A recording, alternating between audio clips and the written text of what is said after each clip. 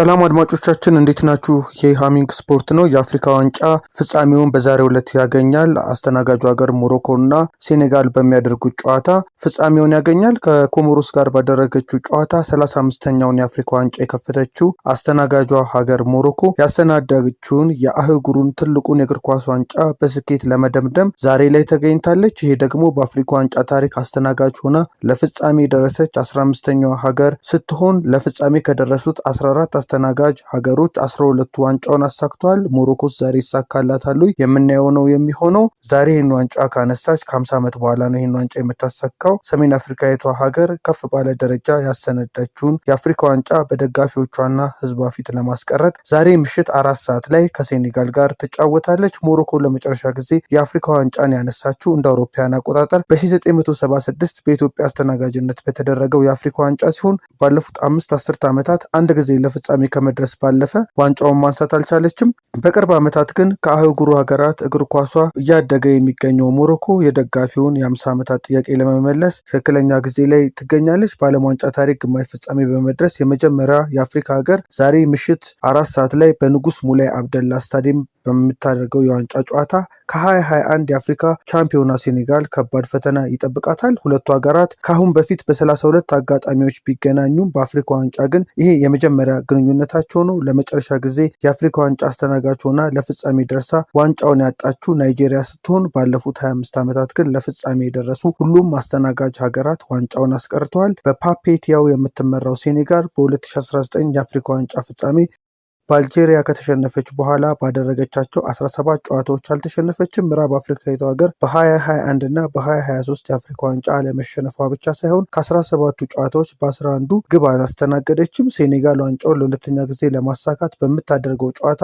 ተከላካዩ ካሊዱ ኩሊባሊ እና ሀቢብ ዲያራ በቅጣት የማይሰለፉ ተጫዋቾች ናቸው። በ52 ግቦች የብሔራዊ ቡድኑ የምንጊዜም ከፍተኛ ግብ አስቆጣሪ ሳዲዮ ማኔ በዛሬው ጨዋታ የቴራንጋ አንበሶቹን የፊት መስመር የሚመራ ተጫዋች ሆናል። ጠንካራ ተከላካይና አስፈሪ የፊት መስመር እንዳላት ያየነው ሞሮኮ በዚህ የአፍሪካ ዋንጫ ካደረገቻቸው 6 ጨዋታዎች ግብ የተቆጠረባት በአንዱ ብቻ ነው። ግብ ጠባቂው ያሲን ቦኑ በ5 ጨዋታ ግብ ያልተቆጠረበት የመጀመሪያው ሞሮካዊ ሲሆን የአልሂላሉ የኋላ ደጀን ዛሬ በሚደረገው ፍጻሜ መረቡን ሲያስደፍር ከወጣ በአንድ የአፍሪካ ዋንጫ ታሪክ በ6 ጨዋታዎች ግብ ያልተቆጠረበት የመጀመሪያው ግብ ጠባቂም ይሆናል። በታላላቅ የአውሮፓ ሊግ ልዩነት መፍጠር የቻሉ እንደ አሽራፍ ሀኪሚና ብራሂም ዲያዝ አይነት ጥራት ያላቸው ተጫዋቾችን የያዘው ሞሮኮ በትልቁ የአፍሪካ ዋንጫ ፍጻሜ አዘዲን ኦናሂም በጉዳት የመሰለፉ ነገር አጠራጣሪ ነው። ከተጠባቂ ፍጻሜ ጨዋታ በፊት የሴኔጋል እግር ኳስ ፌዴሬሽን ለካፍ ቅሬታውን አስገብቷል። ምክንያቱ ደግሞ የብሔራዊ ቡድኑ ተጫዋቾችና የቡድኑ አባላት ከነበሩበት ታንጂር ከተማ የፍጻሜ ጨዋታ ወደሚደረግበት ራባት በባቡር ካመሩ በኋላ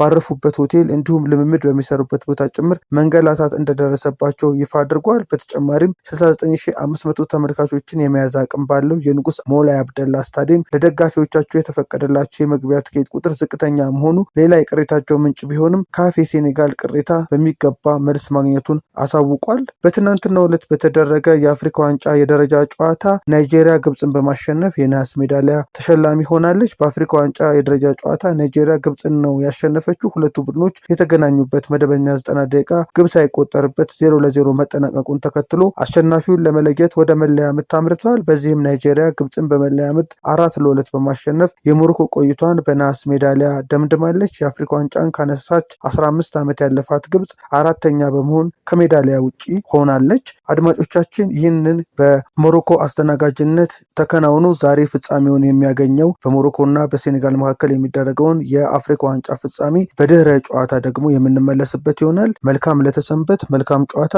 ሃሚንግ ስፖርትን ሳብስክራይብ በማድረግ ተከታተሉ፣ ሼርን በማድረግ አጋሩ። መልካም ጊዜ።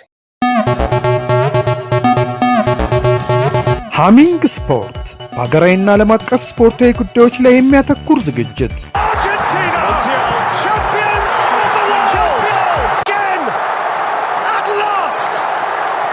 በሃሚንግ ስፖርት የስፖርት ዜናዎች፣ በተመረጡ ርዕሶች ላይ ውይይት፣ የእንግዳ ዝግጅት፣ የስፖርተኞች ግለ ታሪክና የሴቶችን እግር ኳስ በልዩ ሁኔታ ይዳስሳል።